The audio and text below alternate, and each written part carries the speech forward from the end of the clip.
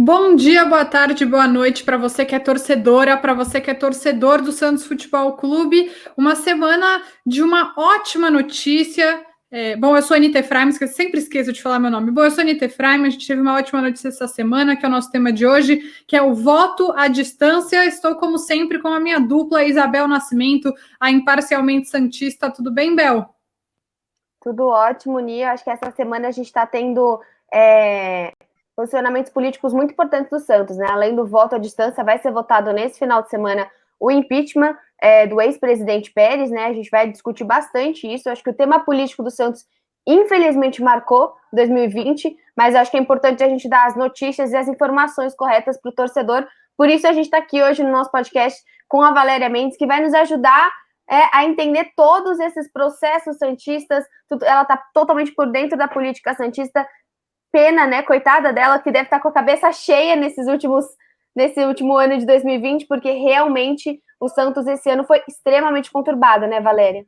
Oi, meninas, bom dia. É um prazer estar com vocês aqui hoje. Realmente a gente tem aí uma série de assuntos para tratar, ainda mais quando se trata de um ano eleitoral, né? A gente está finalizando um triênio. Em um mês aí a gente vai ter duas eleições. Vai votar o impeachment e também o próximo presidente do Santos Futebol Clube aí para os 3 anos que vem pela frente.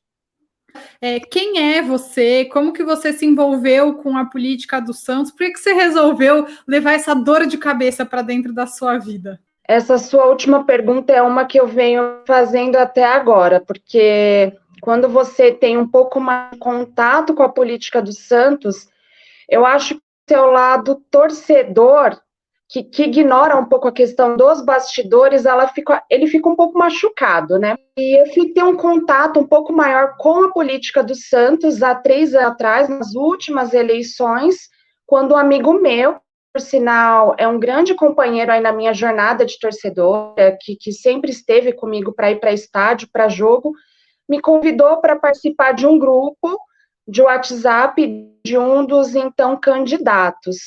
Aí, 3 anos atrás, eu comecei a acompanhar, recebi convite para participar da formação de uma das chapas que estavam no pleito, e daí para frente eu não parei mais. Atualmente eu estou como conselheira suplente, fui chamada aí pela segunda vez, né? Não fui conselheira eleita. Entrei no conselho em novembro do ano passado, depois agradeceram meus serviços, falaram, você volta para a suplência, e agora, no final desse ano, eu voltei a ocupar uma cadeira novamente, acho que por conta de todas essas movimentações, troca de presidente, aí pessoas que estão no conselho passam a ocupar cargo no executivo e se licenciam do seu mandato, né? Foi nessa que eu assumi até num período bastante conturbado. Qual é o peso do voto online? É algo que já deveria ter sido discutido há anos. O Santos, ele é um time comparado aos demais times que está atrás, está à frente. O que você vê e qual é o grande impacto desse voto online? Olha, o que eu costumo falar é que o voto online é tratado por muitos, pela maioria, como um benefício que é concedido ao associado. E, na minha opinião, o voto online nada mais é do que um direito, né? Ele é estatutário, ele está previsto aí há cerca de 10 anos e ele já deveria estar em prática. A gente está atrasado no tempo, a gente está parado no tempo, e a gente fala muito em igualdade, né? E eu vou mais além, a gente tem que falar de equidade também. Se eu, Valéria Mendes, que mora aqui na Grande São Paulo, tenho a possibilidade de votar, a Fernanda, que é sócia de Roraima, tem que ter garantido o mesmo direito que eu. O que eu acho é que, pelo fato do Santos ser um clube regional, que não está numa capital, várias questões políticas acabaram interferindo na questão da implantação. Então, o que se vê, todo pleito eleitoral, a gente tem problema na base de cadastro de sócio. Então, sempre tem aqueles que falam, existem fraudes, a base não é confiável, e isso acaba se sobrepondo ao direito que o associado tem de votar. Então, é um direito, tem que ser garantido, e o sócio ele não pode ser penalizado por problemas que competem única e exclusivamente ao nosso executivo. Então, o Santos que lute, o Santos que resolva tudo isso, e o sócio que possa votar nas eleições. Aliás, isso é um tema que foi debatido, né, Valéria, que deveria ser esse o teste, né, o teste do impeachment, mas o impeachment não vai ter o voto online, né, o voto online é só para a eleição do próximo presidente, certo? Exato. Para as eleições presidenciais que vão ocorrer no dia 12, os sócios, eles têm até o dia 27 agora de novembro para no portal do Sócio Rei fazer a sua opção. Então, o sócio ele vai poder votar virtualmente em São Paulo, na Federação, ou na Princesa Isabel, na Vila Belmiro. Agora, para essa votação do dia 22 do impeachment, é só o voto presencial, só que uma coisa tem que estar clara para todo mundo. A base de eleitores é a mesma. Então, se eu tenho uma base que não é considerada confiável para o voto virtual, essa base é considerada correta, confiável para o voto presencial, por quê? A gente está falando de uma única base de sócios, né? Então, eu acho que essa questão também gera um desconforto muito grande, porque as medidas corretivas que estão sendo tão debatidas, elas já deveriam ter ocorrido, inclusive para a votação do impeachment, senão acaba perdendo um pouco da credibilidade, né? Parece que para uma eleição a coisa tem um interesse um pouco maior de que se ocorra de qualquer forma, e da outra a gente vai dando um jeito. O que precisava era ser referendado pelo Conselho Legislativo e o Executivo tomar as medidas necessárias para isso ser executado. O que são essas medidas? Seria a tão cobrada auditoria que vem sendo realizada e a contratação das empresas de tecnologia que fazem aí toda a parte tecnológica da coisa, né? A gente precisa de mecanismos, porque você abandona ali o papel e vai fazer a votação via desktop, via smartphone. E aí, queria já ir para uma parte um pouco mais complexa, mas acho que você tem bastante propriedade para falar sobre isso com a gente, até por não ser de Santos. O que você sente que esse voto à distância muda na dinâmica da política do Santos? Acabou o Santos de Santos? Essa é uma crítica muito forte, né, de muitos torcedores, de que tem grupos políticos que se concentram muito na cidade, e isso acaba impedindo que a prioridade desses grupos seja pensar no torcedor de fora da cidade, porque um grupo é um poder, né, dentro da cidade de Santos, você mandar no clube, é um poder relevante. Como você sente que esse cenário se altera?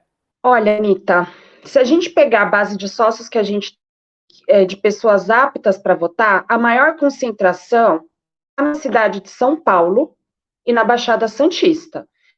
A gente fala aí muito do voto à distância, só que a minoria dos sócios que vão de fato se bem que com a pandemia não, né?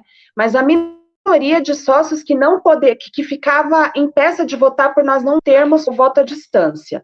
Se a gente pegar aí o histórico das eleições, na última eleição, a gente teve aí cerca de umas 5 mil pessoas que votaram.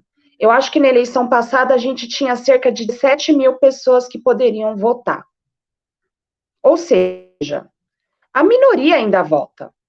A gente tem que ter isso na cabeça. A maioria está na Grande São Paulo, na capital mesmo, e na Baixada Santista. Santos, São Vicente, Guarujá, cidades do Grande ABC. Eu acho que a questão que você aborda, ela é complexa e vai muito mais além. Por quê?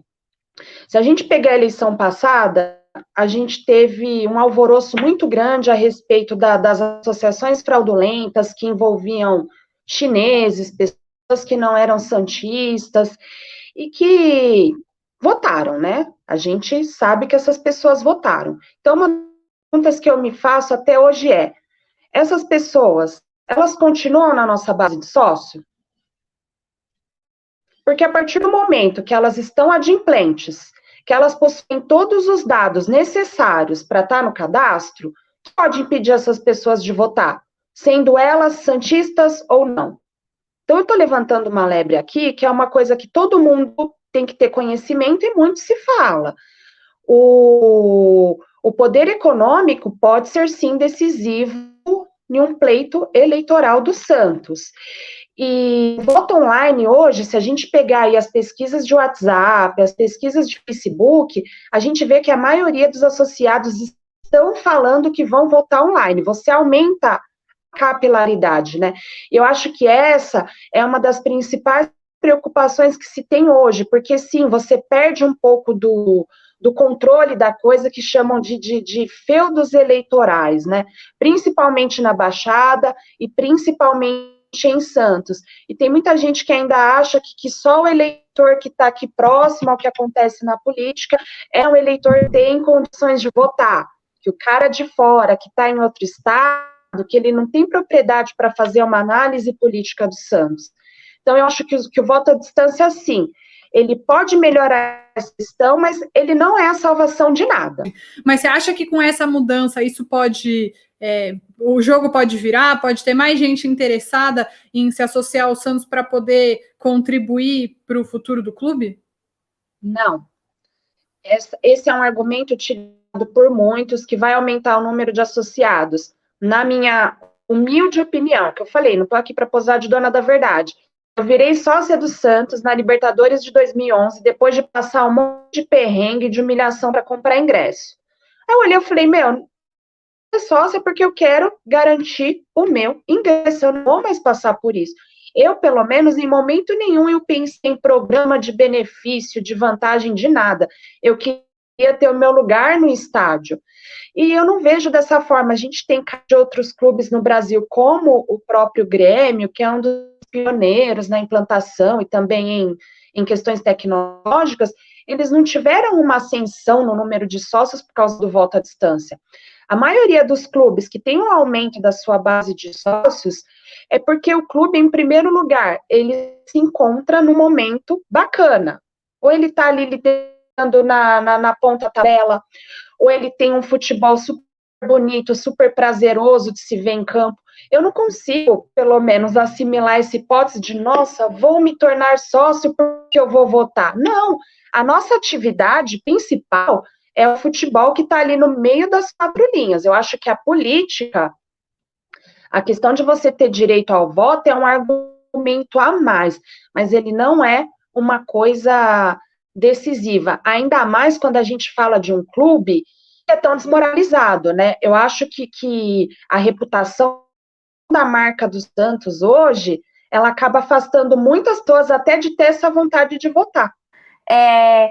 E quando a gente pensa no final de semana com possível impeachment, é uma derrota para o Santos, porque é o primeiro impeachment que o Santos vai poder assinar, né? A gente sabe dos problemas que tivemos com o José Carlos Pérez, mas é uma derrota para um clube chegar a essa necessidade. A gente sabe que ele já teve esse voto, não foi concretizado, né? O santista votou pela permanência do José Carlos Pérez. Acredito que agora, em minha opinião, o final de semana seja melhor que ele seja impeachmentado. Eu acho que seria uma grande confusão voltar o presidente, mas em termos políticos é uma derrota para o clube?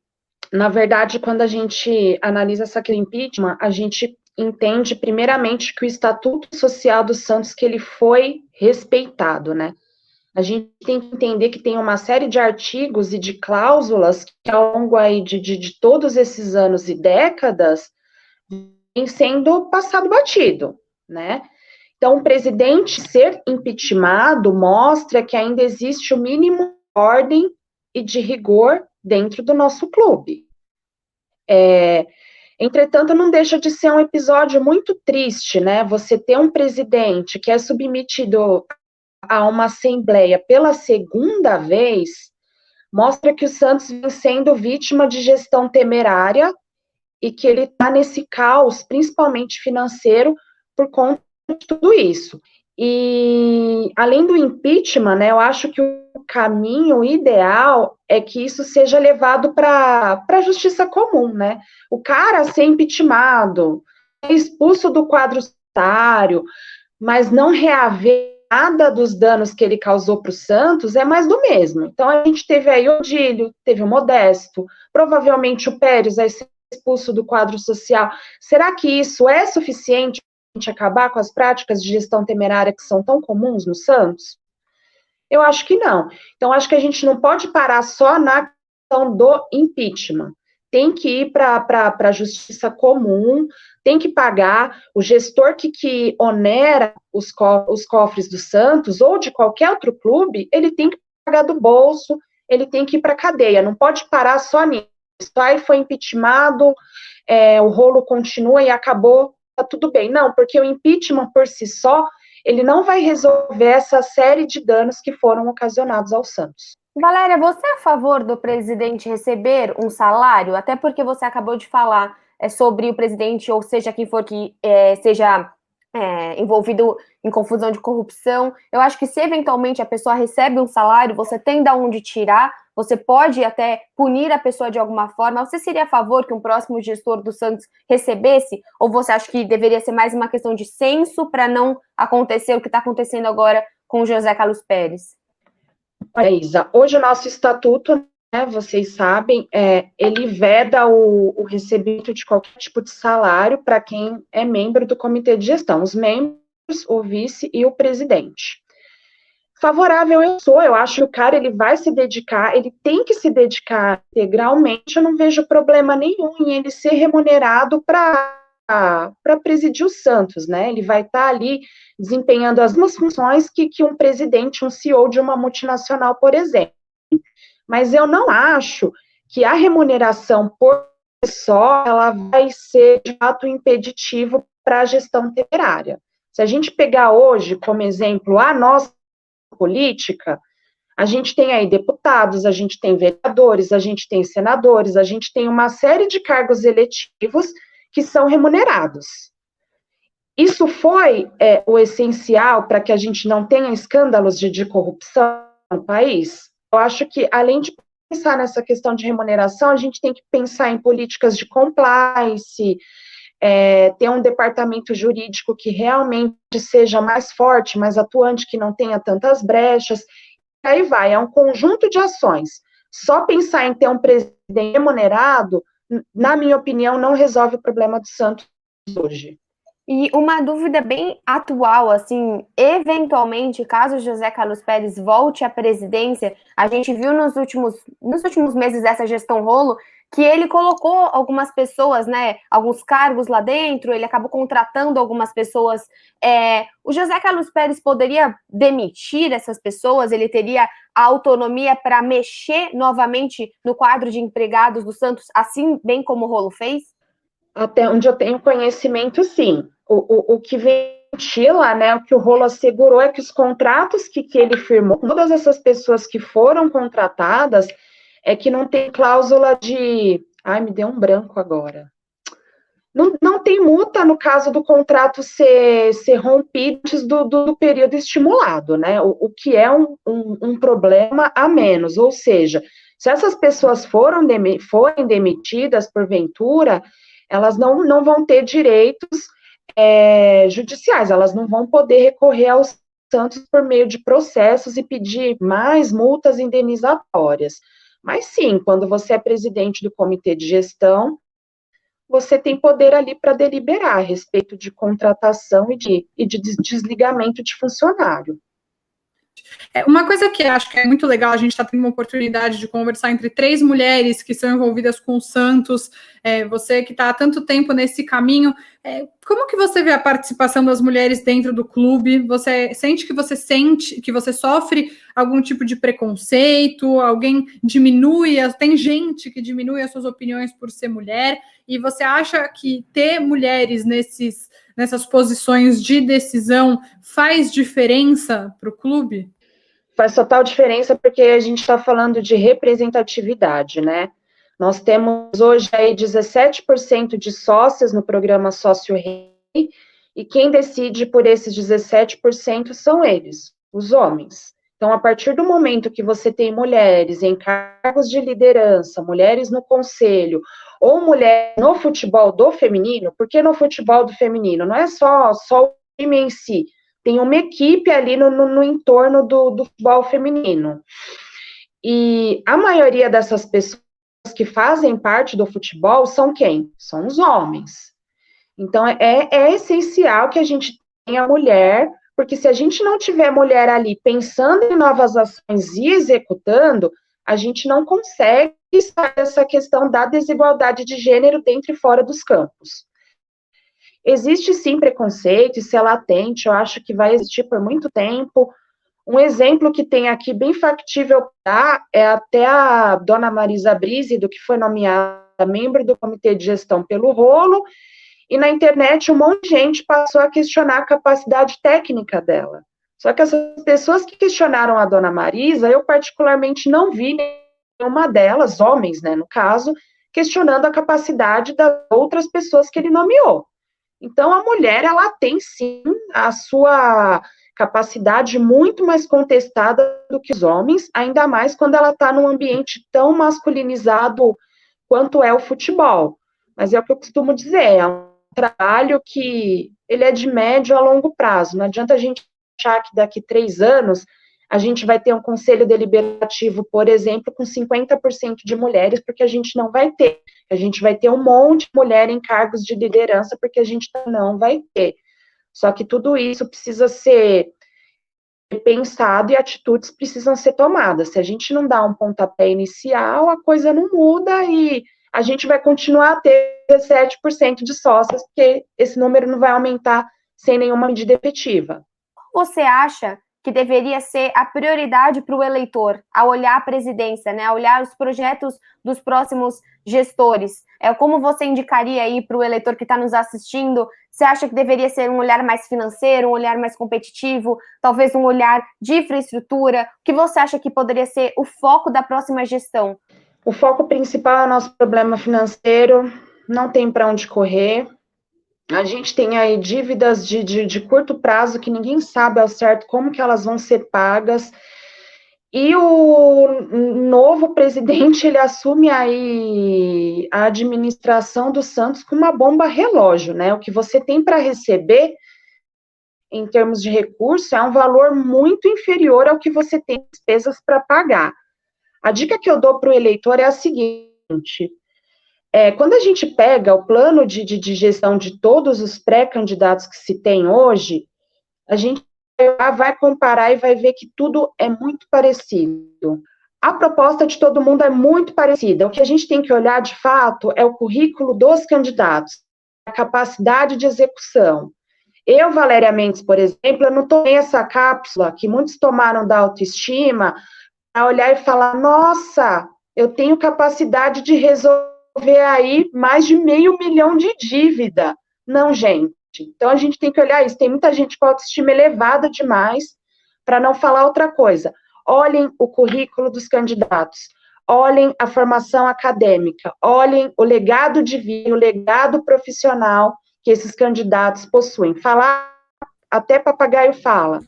Vou até te complementar, Valéria, sobre essa questão da reputação que você acabou de falar, porque a gente tem que pensar no que a pessoa tem a ganhar e a perder quando ela vai presidir um clube que nem o Santos. Uma pessoa que tem uma baita carreira, uma baita vida, que é considerado bom, agora só tem homem concorrendo, então vou falar no masculino, um gestor profissional, uma pessoa que tem um nome no mercado, eu Anitta, pessoalmente, penso que vai ter muito mais zelo e muito mais cuidado, porque ela não vai querer manchar a própria imagem fazendo um monte de besteira dentro do clube de futebol, que tem uma visibilidade enorme na imprensa. Quem vai, sim, todo respeito à pessoa, tal, mas que empresa hoje vai pensar em contratar José Carlos Pérez para ser seu CEO, entendeu? Então, eu acho que a gente também precisa pensar no quanto a pessoa tem a perder fazendo uma gestão temerária. Acho que isso deveria ser fundamental para o voto. A gente tem que desapegar daquela análise emocional, né? Você só amar o Santos não é suficiente. Se fosse suficiente, eu poderia ser presidente, vocês duas, e mais aí uns 6 milhões de santistas que tem, né? Amor só, infelizmente, não é o requisito que gabarita ninguém para estar à frente de um clube que está em situação falimentar. E também as pessoas têm que abrir mão de certas vaidades. Você não pode escolher um projeto político porque você simplesmente quer, por exemplo, uma cadeira no Conselho Deliberativo. Tem muita gente que ainda vota para presidente porque vai estar conselheiro. Isso também não é um mecanismo de escolha que seja maduro, para não falar outros termos. O que a gente quer é sempre que as pessoas, o torcedor, possa pensar de maneira crítica e, sem dúvida, tudo que você trouxe hoje para a gente é extremamente importante para que seja seguido esse caminho, para que se pense em tudo, né? No Santos como um clube mais igual para homens e mulheres, um clube que está disposto a acolher o torcedor que não é de Santos, um clube que preza pela modernidade, que preza por valores que referentes a todas as pessoas. Eu acho que tudo isso, mesmo que às vezes de maneira implícita, está na sua fala. Então, muito, muito obrigada. A gente deseja a todos os santistas que a eleição seja uma eleição segura, que seja uma eleição correta e que seja escolhido o melhor gestor para o Santos. Gente, lembrando, quem quer votar online, entra no sócio, entra na parte do meu plano, minha conta, e aí lá no fim vai ter eleições e você escolhe se você quer votar em São Paulo ou se você quer votar online no dia 12 de dezembro. E, claro, por favor, pesquisem sobre os candidatos. Aqui no podcast a gente tem entrevistas com 4 que disseram que seriam candidatos. Até agora a gente só tem uma chapa, né, inscrita. Tem até o dia 22 desse mês para que as chapas se inscrevam. Então vamos lá, pesquisem, votem conscientes. O Santos merece uma boa gestão e eu acho que o Santos não aguenta mais uma decepção. Depois desse meu enorme discurso, Valéria, obrigada mesmo. Ai, meninas, eu que agradeço o espaço. Que nem eu falei para a Anitta ontem, quando eu recebi o convite, é um desafio. Eu estou me habituando a tudo isso, mas o que eu falo para as mulheres do Santos é: ocupem todo e qualquer espaço. A gente tem que perder um pouco esse medo de ser tão criticada, de ser tão julgada. Ninguém aqui é dono da verdade ou da verdade, mas a gente tem que se expor e fazer uso de todos os espaços que nos são dados, que nos são dados, até porque esses espaços são a minoria já, né? Então a mulherada tem que ter voz ativa, tem que falar, tem que se expor, e quem quiser criticar, que critique, né? Na maioria das vezes vão criticar aqueles que não fazem nada. Então, tamo junto, foi um prazer estar aí com vocês. Obrigada.